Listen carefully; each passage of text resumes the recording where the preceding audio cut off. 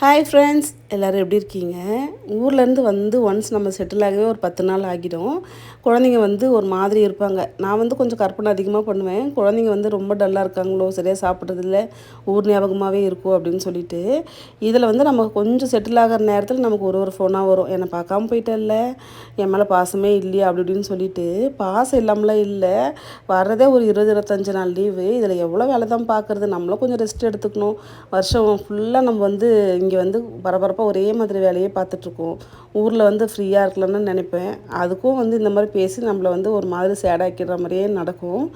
ஊர்லேருந்து கொஞ்சம் சின்ன வெங்காயம்லாம் கொண்டு வந்திருந்தேன். அதெல்லாம் கொஞ்சம் காய வச்சுட்டு, அம்மா வந்து இந்த பாசிப்பருப்பு லட்டு மாவு கொடுத்துருந்தாங்க. அதையே வந்து குட்டி குட்டியாக பால்ஸ் பிடிச்சி கொஞ்சம் நேரம் காய வச்சு எடுத்து வச்சுருந்தேன். வரும்போது அது வாங்கிட்டு வரணும், இது வாங்கிட்டு வரணும்னு நினைப்பேன். எதையுமே வாங்கிட்டு வர மாட்டேன். இந்த சின்ன வெங்காயம் மட்டும் தான் உருப்படியாக வாங்கிட்டு வர விஷயமா இருக்கும். இன்றைக்கி சிம்பிளாக வந்து காரக்குழம்பும் முட்டையும் வச்சு லஞ்ச் முடிச்சாச்சு. பாய்.